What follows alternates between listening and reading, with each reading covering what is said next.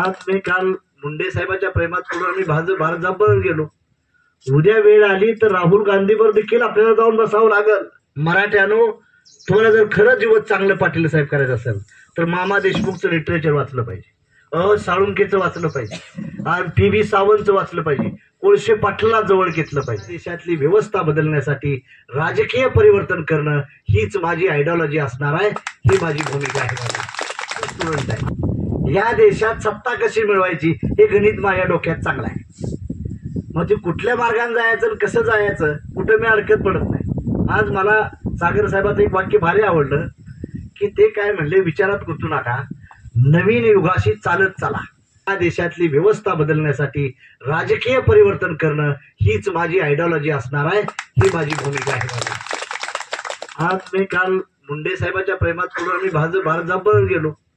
उद्या वेळ आली तर राहुल गांधीवर देखील आपल्याला जाऊन बसावं लागल. त्यावेळेस या गुरूंना माझी विनंती आहे की त्यावेळेस मला सवलत द्या. तुमची आयडिओलॉजीच मी घेऊन जाणार आहे, पण मला तिथं जर मागं पुढे चालायचं असेल फ्लेक्झिबिलिटी तर लवाळासारखी भूमिका आपण मंडळीने द्यावी, हीच तुम्हाला मी नम्र विनंती करतो. आणि आज जे मामा देशमुख माझा प्राण होता, काल अक्षरशः डोळ्यातून पाणी आलं त्या माणसाला गेल्यानंतर. तर मामा देशमुख, PV सावंत ही माणसं साळुंके ही आपला आयडॉल आहेत, हे लक्षात ठेवा. मराठ्यानो, तुम्हाला जर खरं जीवन चांगलं पाटील साहेब करायचं असेल तर मामा देशमुखचं लिटरेचर वाचलं पाहिजे, साळुंकेचं वाचलं पाहिजे, PV सावंतचं वाचलं पाहिजे, कोळशे पाटलाला जवळ घेतलं पाहिजे.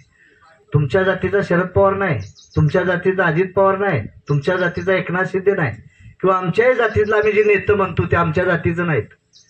आपल्याला काय मंत्री, आमदार, खासदार, मुख्यमंत्री लई मोठा नसतो. सोनिया गांधी मोठी होती, मनमोहन सिंग मोठा नव्हता. मोहन भागवत मोठा आहे, मोदी मोठा नाही.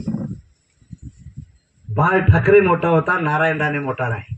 म्हणून जर नाही आलो तर माझ्या पक्षात रोपटं लावलंय की एक खासदार पंतप्रधान होईल.